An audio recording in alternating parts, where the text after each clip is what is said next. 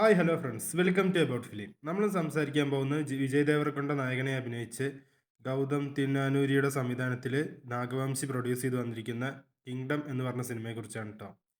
ഈ ഗൗതം തിന്നാനൂരിയുടെ അതിന് മുമ്പുള്ള ചിത്രമായ ജേഴ്സി എത്ര പേര് കണ്ടിട്ടുണ്ടെന്ന് എനിക്കറിയില്ല. പക്ഷെ കിട്ടില്ലം പടമാണ്, കാണാത്തവർ എന്തായാലും കണ്ടു നോക്കുക. ഒരു സ്പോർട്സ് ഡ്രാമ, ഒരു ഫാമിലി ഡ്രാമ, ഫീൽ ഗുഡ്, അങ്ങനെ എല്ലാ തരത്തിലും നാനിയുടെ ഒക്കെ ഒരു കിട്ടില്ലം പെർഫോമൻസ്, അത്രയും സൂപ്പർ പെർഫോമൻസിലുള്ള സിനിമയാണ്. അതിൽ ആ റെയിൽവേ സ്റ്റേഷനിൽ നിന്ന് അദ്ദേഹം ആ ഒച്ചത്തിൽ കരയുന്നൊരു സൗണ്ട് ഉണ്ട്, സൗണ്ട് അല്ല സോറി സീനുണ്ട്. ആ സീനൊക്കെ എപ്പോഴും നമ്മൾ ഇൻസ്റ്റാഗ്രാമിലും അതുപോലെ സ്റ്റാറ്റസുകളിലും കണ്ടുകൊണ്ടിരിക്കണം. ആ സിനിമ കാണാത്തവരുണ്ടെങ്കിൽ എന്തായാലും മസ്റ്റ് വാച്ച്. മലയാളം, തമിഴ് എല്ലാ ലാംഗ്വേജിലും ഉണ്ടത്. ഒ ടി ടിയിൽ കിട്ടാണ്ട് നിങ്ങൾ കണ്ടൊന്ന് കാണണം, മിസ് ചെയ്യരുത്. അപ്പോൾ നമ്മൾ കിങ്ഡത്തിനെ കുറിച്ച് പറയാൻ വരികയാണെങ്കിൽ റിട്രോ, പിന്നെ കെ ജി എഫ്, അല്ലെങ്കിൽ ഒരു ഹീറോ വന്ന് ആരെങ്കിലും രക്ഷിക്കും, ഒരു പ്രശ്നമായി നടക്കുന്ന ഒരു സ്ഥലത്ത് പോയി അവർ രക്ഷിക്കും. ഇപ്പോൾ ബാഹുബലി പാർട്ട് വണ്ണിലുള്ള ആ സീക്വൻസ്, അങ്ങനെ ഒരുപാട് സിനിമകൾ ഇങ്ങനെയുള്ള ഒരു സിമ്പിൾ കഥ. അതായത് ഒരു ഹീറോ വരുന്നു, ആ ഒരു പ്രശ്നം നടക്കുന്ന സ്ഥലത്തേക്ക് വരുന്നു, അവിടെ നിന്ന് അവിടെയുള്ള ജനങ്ങളെ രക്ഷിക്കാൻ വരുന്ന ഒരു കാവൽ ദൈവം പോലെ ഒരു ക്യാരക്ടർ. അതിൽ നമ്മുടെ നായകനായ വിജയ് ദേവരക്കൊണ്ടയുടെ ചേട്ടനായ അഭിനയിച്ചത് സത്യദേവ് കാഞ്ച എന്ന് പറഞ്ഞ വ്യക്തിയാണ്.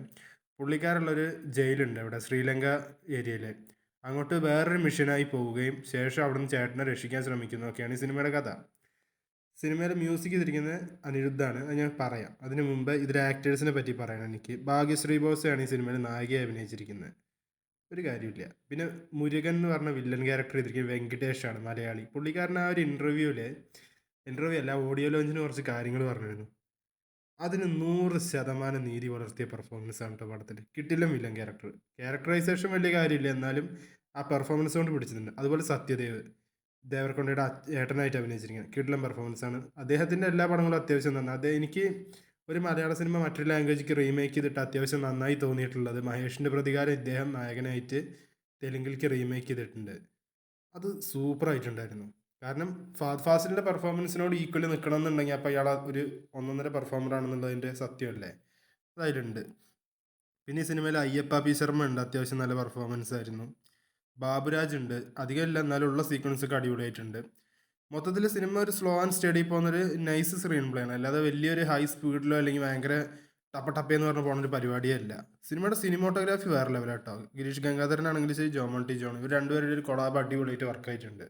പല സീക്വൻസും അങ്ങോട്ട് എടുത്ത് കാണുന്നതന്നെ ആ ഒരു സിനിമോട്ടോഗ്രാഫിയുടെ പവർ തന്നെയാണ്. വളരെ ഗ്രൗണ്ടഡ് ആയ സിനിമയാണ്. ഓവർ ദ ടോപ്പ് ഫൈറ്റ് സീക്വൻസോ കാര്യമൊന്നുമില്ല. കുറച്ച് ബ്രൂട്ടലാണ് സിനിമ. കുട്ടികളായിട്ട് പോകുമ്പോൾ ശ്രദ്ധിക്കുക. പിന്നെ ഈ സിനിമയുടെ മ്യൂസിക്, അതാണ് എനിക്ക് പറയേണ്ടത്. കാരണം ഈ സിനിമ 2.5 മണിക്കൂർ 3 മണിക്കൂറിനുള്ളിൽ ഈ സിനിമ കണ്ടിരിക്കാനുള്ള മെയിൻ റീസൺ ഇതിൻ്റെ മ്യൂസിക്കാണ്. കാരണം ആ മ്യൂസിക് ഇല്ലെങ്കിൽ ഈ സിനിമ നമുക്ക് കാണുമ്പോൾ ഒരിക്കലും ഈ ഒരു എഫക്റ്റ് കിട്ടില്ല. അത്രയും സൂപ്പർ മ്യൂസിക് വർക്ക്. കാരണം അനിരുദ്ധ് രവിചന്ദ്രൻ്റെ മ്യൂസിക്കിനെ കുറിച്ച് പറയേണ്ട ആവശ്യമില്ല. കാരണം പുള്ളിയുടെ മുൻ ചിത്രങ്ങളുടെ പേര് പറഞ്ഞാൽ തന്നെ നിങ്ങൾക്ക് അറിയാം. പറയേണ്ട ആവശ്യം പോലും ഇല്ല. ഒരു എന്താ പറയുക, നമുക്കൊരു മുഖവര വേണ്ടാത്തൊരു ഡയറക്ടറാണ്, മ്യൂസിക് ഡയറക്ടറാണ് ഈ അനിരുദ്ധ് രവിചന്ദ്രൻ. അദ്ദേഹം പെട്ടച്ചിട്ടുണ്ട്. പിന്നെ വിജയ് ദേവരക്കൊണ്ടയുടെ പെർഫോമൻസിനെ കുറിച്ച് പറയുകയാണെങ്കിൽ കുഴപ്പമില്ലാത്തൊരു, അത്യാവശ്യം പുള്ളിക്കാരൻ ജസ്റ്റിഫൈ ചെയ്തിട്ടുണ്ട്, ക്യാരക്ടർ ജസ്റ്റിഫൈ ചെയ്തിട്ടുണ്ട്. ഈ സിനിമയിൽ എങ്ങനെയാണോ എന്താണെന്നുള്ളതൊക്കെ ഒന്ന് ഒരു പരിധി വരെ പിടിച്ചിട്ടുണ്ട് അങ്ങനെ. പിന്നെ ബാക്കിയുള്ളവർക്കൊക്കെ ഡീസൻ്റ് ആയിട്ടുള്ള പെർഫോം ചെയ്യാനുള്ള സ്കോപ്പ് ഉണ്ട്. ഇനി സെക്കൻഡ് പാർട്ട് വരുന്നുണ്ടെന്ന് പറയുന്നുണ്ട്. പക്ഷേ ഈ സിനിമയ്ക്ക് ഒരു സെക്കൻഡ് പാർട്ടിൻ്റെ ആവശ്യം ഉണ്ടോ എന്ന് ചോദിച്ചാൽ ഇല്ല. ഈ ഒരു പാർട്ടിൽ തന്നെ ഇവർക്ക് തീർക്കായിരുന്നു. പക്ഷെ എന്തോ സെക്കൻഡ് പാർട്ട് വരികയാണെങ്കിൽ നമുക്ക് കാണാമെന്നുള്ളൂ. അല്ലാതെ ഒരു ഹൈപ്പ് അങ്ങനെ ഇപ്പോൾ ഓ മാൻ ഒരു സെക്കൻഡ് പാർട്ടിന് വേണ്ടിയിട്ട് കട്ട വെയിറ്റിംഗ് അങ്ങനെ പറയാനുള്ള ഒന്നുമില്ല. എന്തായാലും സിനിമയുടെ ക്രൂ അത്യാവശ്യം അടിപൊളിയായിട്ടുണ്ട്. ഡയറക്ഷനും ഡീസൻ്റ് ആണ്. കാരണം ഓവറായിട്ട് ബോറാക്കാൻ ഒരുപാട് സാധ്യതകളുണ്ട്. അത് റിട്രോ കണ്ടവർക്കറിയാം. അതിൻ്റെ സെയിം സ്റ്റോറിയാണ്, പക്ഷേ അത്ര കണ്ട് ബോറാക്കാതെ വളരെ നീറ്റായിട്ട് ഡീസൻ്റായി ചെയ്തു വെച്ചൊരു സിനിമയാണിത്. നിങ്ങളിനി കണ്ടിട്ട് നിങ്ങളുടെ അഭിപ്രായം കൂടെ നമ്മുടെ കമൻറ്റ് ബോക്സിൽ ഒന്ന് രേഖപ്പെടുത്തുക. മറ്റുള്ളവർക്ക് അതൊരു ഉപകാരമായിരിക്കും. അതുപോലെ തന്നെ നമ്മുടെ ചാനലൊന്ന് സബ്സ്ക്രൈബ് ചെയ്യുക, ലൈക്ക് ചെയ്യുക, കമൻറ്റ് ചെയ്യുക. വീണ്ടും ഒരു വീഡിയോ ആയിട്ട് നമ്മൾ വീണ്ടും കാണുന്നവരെ നന്ദി, നമസ്കാരം.